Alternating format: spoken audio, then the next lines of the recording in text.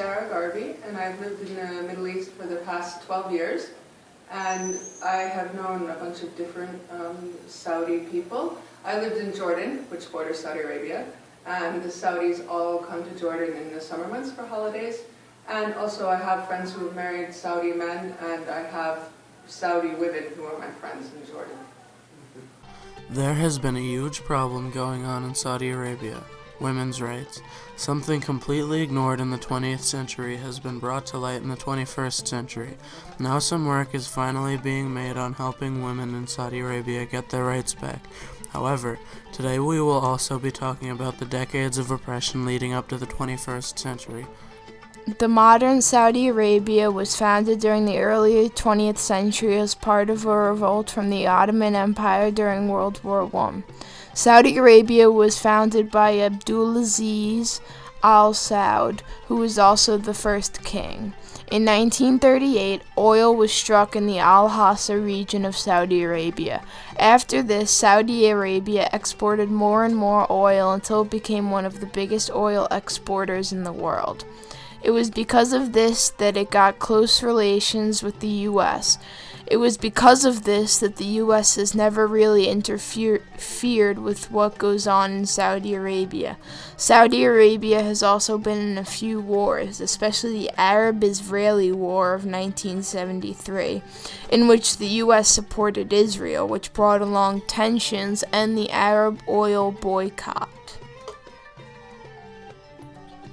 In the Arab world, or living in the Middle East, to understand it's a very, very different idea of the role of men and the role of women, and so I think it would be very hard to change it. There are good things and bad things about both cultures in both places, and I think it's very hard, just like it would be very hard to come into the United States and change the whole mindset of Americans and how they think about things, to go into the Middle East and go to Saudi Arabia and change the whole mindset of how they look at women's rights. Women are still being oppressed now, but this is not new. Women have been treated horribly for hundreds of years, much worse than it is now. Actually, Saudi Arabia has been rated the 5th worst dictatorship in the world because of all the sexism and feelings of male supremacy. Many rights and privileges have been taken away from women, including the right to drive. Women cannot even use certain doors in their homes without receiving punishment. A woman once let a man driver deliver her bread without asking her male guardian and received 50 lashings on the back. The U.S. has had a very close relationship with Saudi Arabia, as they have provided the U.S. with most of their oil since the 1940s. The relationship started during World War II when President Roosevelt met with King Abdulaziz on a warship. This relationship carried on throughout the 20th century, but there was a hiccup because of the 1973 Arab-Israeli War. During that war, the U.S. supported Israel. It was because of this that Saudi Arabia and other Middle Eastern countries signed into action the Arab oil boycott, which meant that no oil was to be exported to the U.S. This caused an oil crisis in the States. The U.S. wants to avoid a repeat of that at all costs and believes that interfering with women's rights in Saudi Arabia would bring a repeat of the boycott, and the U.S. does not want to go into an economic crisis just to give the Saudi Arabian women their rights. Do most men in Saudi Arabia like having better rights, or do some want to help the women? I would guess that some want to help the women, but from what I've seen, I don't see very many of them who are jumping up and down to change it. I think it's been that way for centuries. It's also tied into their religion, and I think religion is a very strong identity for any person, whatever religion you are and wherever you are in the world. And changing something like that and changing people's ideas about that, I think, would be very hard. So I think probably the men don't even realize that it's wrong. You know, they want to see this is how their woman is respectable, this is how they've been taught, that this is the way things are, and I don't think that they would be that interested in changing it. And it's much better for them.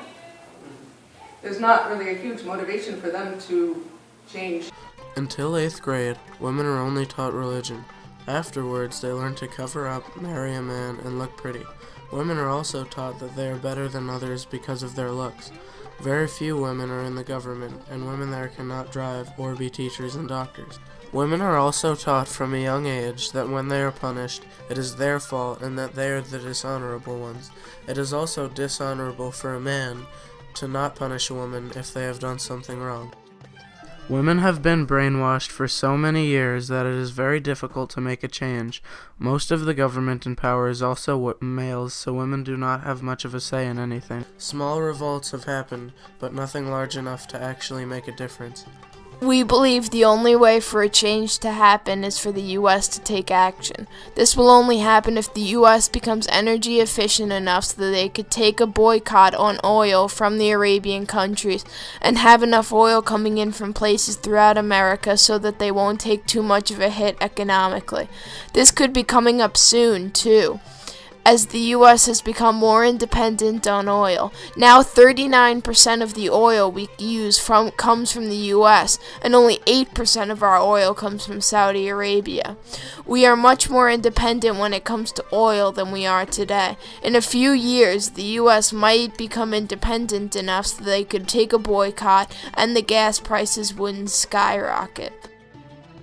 However, pressure from the United States' energy independence alone would not be enough to change the life for the women in Saudi Arabia. One hope for the future is that as Saudi Arabia's oil reserves are depleted, there may be more pressure on the governing royal family to change its ways and give more rights to the people, including women, if they want to maintain their power. Was the treatment of women worse or better than the rest of the world thinks it is?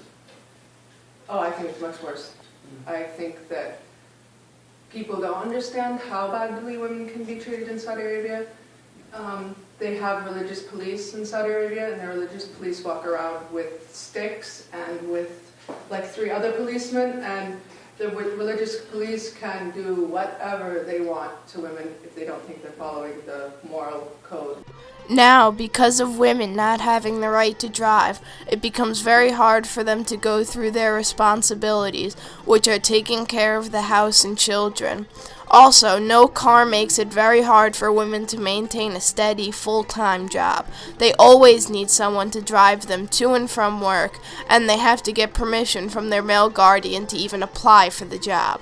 Only 17% of Saudi Arabia's workforce are women.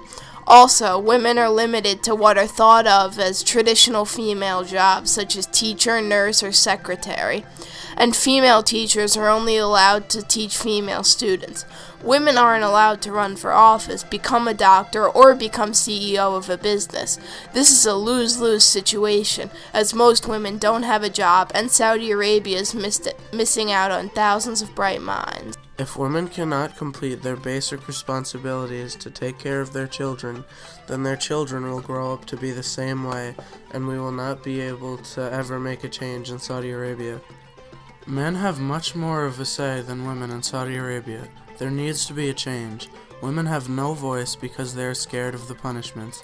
King Abdullah's own daughters are currently being held against their will at a villa in Jeddah because they spoke out against the poor rates for women. However, we must also realize that the current situation in Saudi Arabia is not good for men or women. Something needs to be done about this. Saudi Arabia is stuck in the past. This is a problem that will be solved primarily by the people of Saudi Arabia. However, other countries like the U.S. can help if needed.